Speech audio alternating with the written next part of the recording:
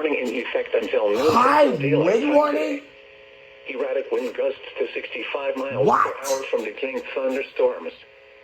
The areas affected include Bosque, Hill, Coryell, and McLennan counties.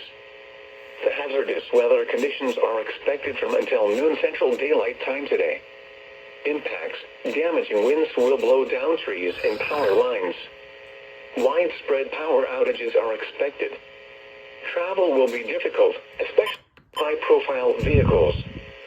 Additional details: these winds are from decaying thunderstorms and will likely not be associated with the riot. People should avoid being outside in forested areas and around trees and branches.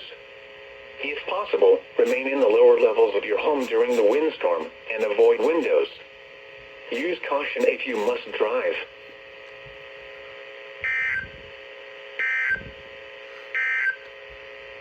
The current time